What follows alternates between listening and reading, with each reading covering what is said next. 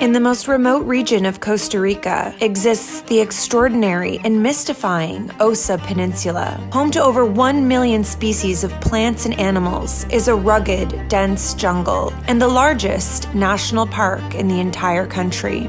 We're going into Corcovado National Park. Named the most biologically intense place on Earth, this is Corcovado National Park.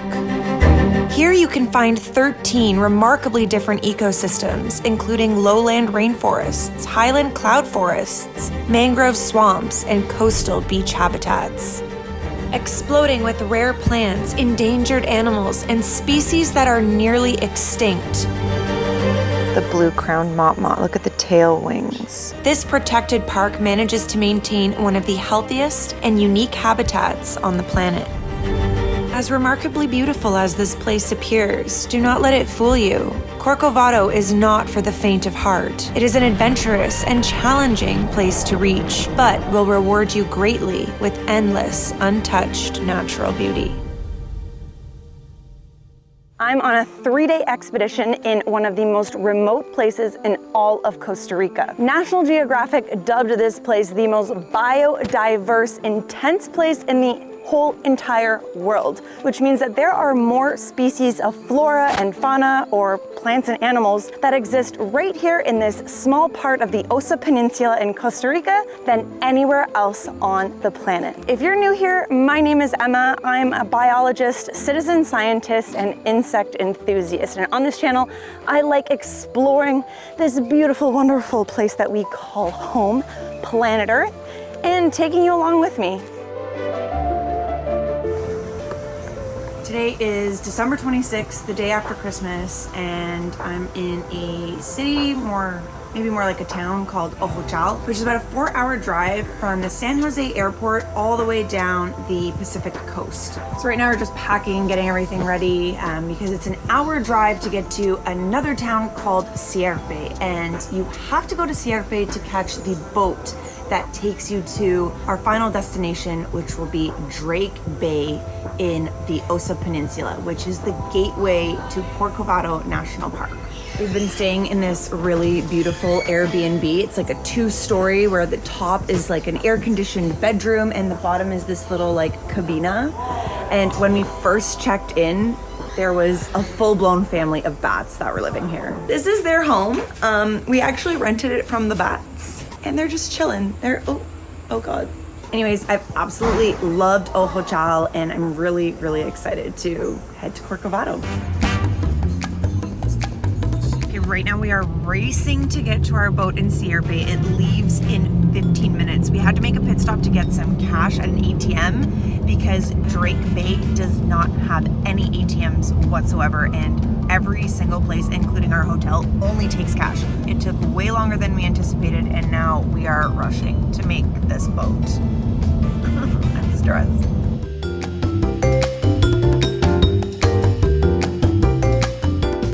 Okay, thank God we made it to Sierpe, and just in the nick of time. Hey buddy, did we make it? There really is not all that much to Sierpe. It's a very tiny little town. But this is the hotel right here that you want to park at. Right behind me is the parking lot. That's $6 a day. And yeah, I'm excited for this boat ride.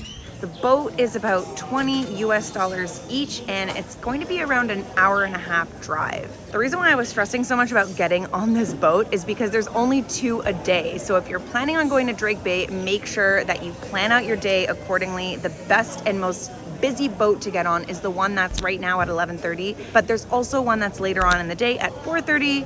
However, if you miss the boat at 11:30, you're kind of stuck in this random little town for like 6 hours, so get here early. Our boat is leaving in like 2 minutes.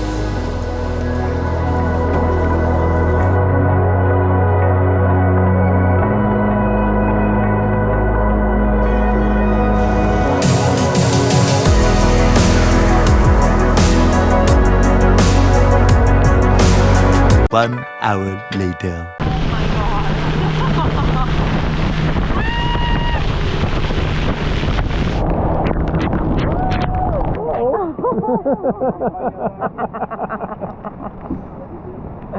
Oh my god. All of our stuff is soaked.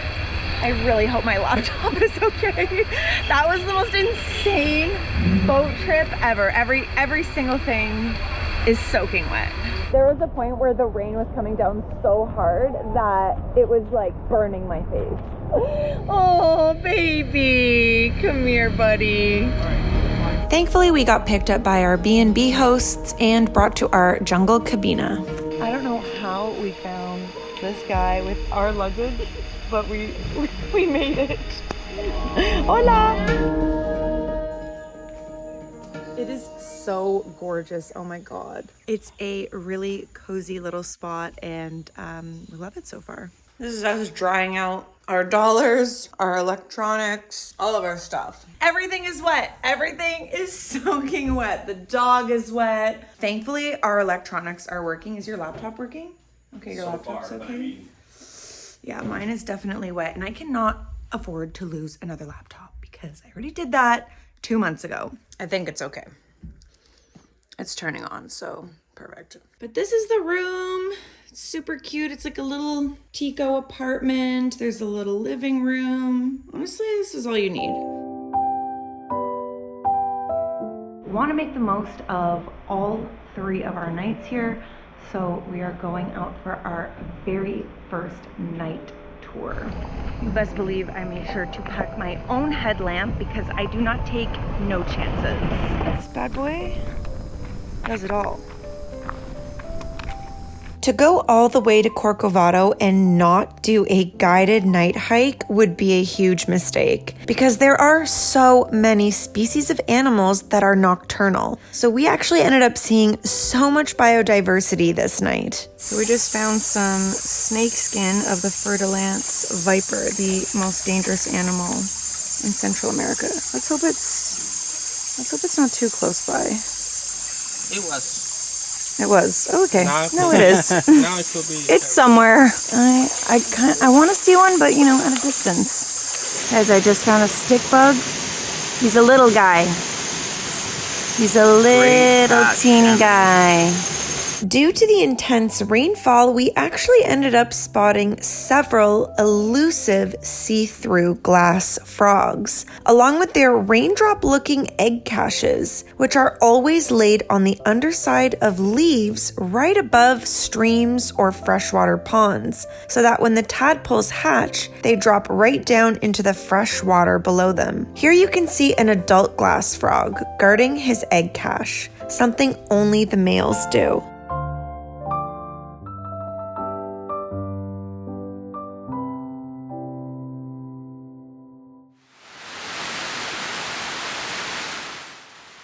Day 2 has rained us out. We're supposed to do a 1 p.m. to 6 p.m. day hike to see potentially some of the big 6 species of cats that are here in Corcovado National Park. Birds, mammals, snakes, everything. But we got rained out. But it's all good. We actually had a pretty magical morning after breakfast. Literally in the place that we're having breakfast this morning is just a family of capuchin monkeys that have just decided to join us, and there's even a mom with a baby on its back.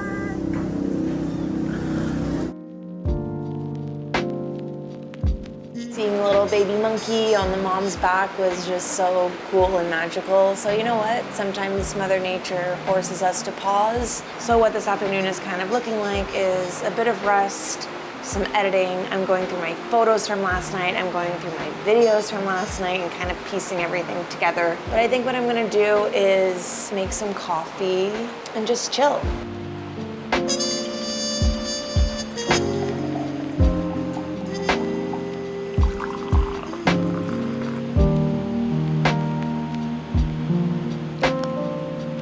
It's drinkable. Holy shit. Look at this bird. Oh my god, I gotta take this off. Oh my god, Dev. What? That's a mot. Oh my god. Again, so glad I have my book. Let's see what this is. I swear it's a quetzal or it's a, oh. I think it's a mot. No way. the blue-crowned motmot. Look at the tail wings, or the tail feathers. Okay, I'm so stoked right now. Okay, the rain has finally stopped, so we're gonna get outside, try and enjoy some of the nice clear blue skies and fly my new drone. Okay, we just came down this random road on the side of the road. This is obviously a lot that's for sale. Oh my God, this is epic. You're literally surrounded by the rainforest.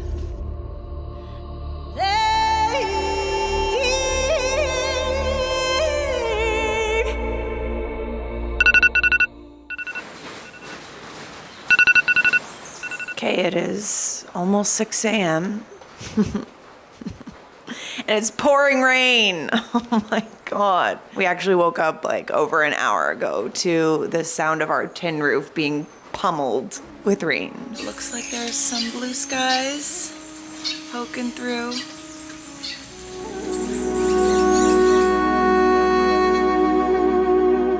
A short drive to the trailhead is the start of our 6-hour return hike into the dense jungles of Corcovado.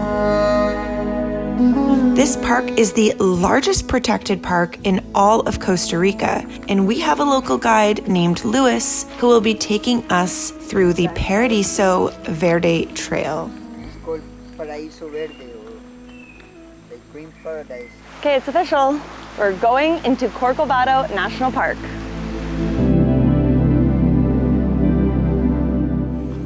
So we're in primary and secondary forests right now. A primary forest is also called a virgin or old growth forest. It is untouched with mature ecosystems that have been undisturbed by human activities. These forests are vital for biodiversity and play a crucial role in maintaining a healthy planet. Secondary forests result from human or natural disturbances, such as wildfires, agriculture, or ranching. Over time, these areas regenerate, forming a new forest that is less diverse than primary forests, but still contributes to the ecological balances and provides habitats for various species. This entire thing is an ant's nest.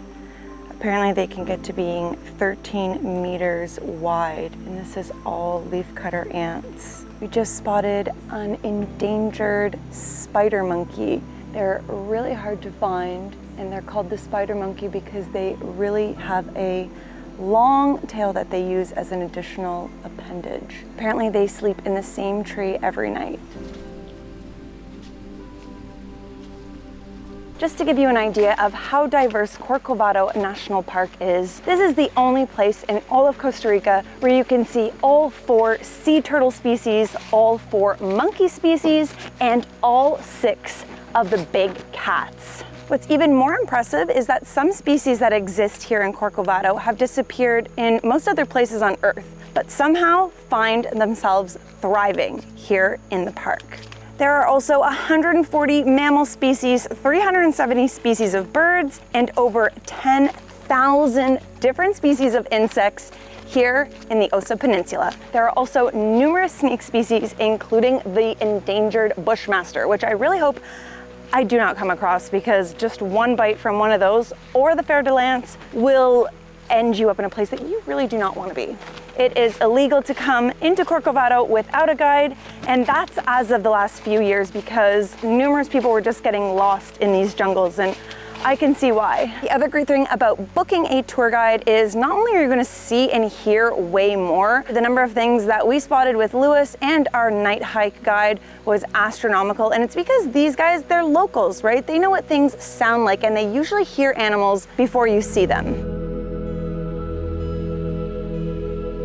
We just got to this man who lives in the forest, the jungle. His name is Alfredo, and he's lived here for 40 years. He lives completely alone in the jungle, and this is his house. I don't think in my wildest imagination could have truly envisioned Alfredo's peculiar, wondrous, and unique home. If you could ask this guy one question, what would it be? He has even an entire room that has been dedicated to a mini rock and roll museum, a very clear passion of his. Well, Alfredo was very hospitable. We got some nice coffee, some snacks, and I'm not sure what to make of the rest of this place. Anyways, off to continue our trek through the jungles. On his property exists countless species of fruit trees and other edible and medicinal plants. I would say his garden is the jungle version of a supermarket and medicine cabinet. I got to taste and sample many of his plants, which was probably my favorite part of the day. This fruit is called candies. Yeah. It's so sour. It tastes like sour candy. Woo! Surprisingly, even if it does happen to rain while you're on a hike in Corcovado, you won't really notice because the canopy is so thick and lush. It basically acts as like a full-blown umbrella, so I'm not really feeling any of the rain. Another fascinating fact about Corcovado National Park is that it literally sits on top of a gold mine. Gold mining was widespread in a traditional way of life for local and indigenous people long before the park was founded in 1975. However, since becoming a nationally protected park, gold mining is no longer permitted here. Well guys, thanks for coming along on that epic adventure. I hope you learned something new about Corcovado National Park and all of the really cool and unique species that I got to see while I was here. Please make sure you give me a thumbs up, leave me a comment down below, and subscribe to my channel. And if you want to learn more about plants and insects, you're in the right spot, or head over to my other channel, which is The Urban Botanist, and make sure to say hi on Instagram too. This is just one of many videos that I will be sharing while here in Costa Rica for the entire summer or winter if you're North American. So make sure you do hit that subscribe button because this is just one of many impending adventures. We'll see you in the next one.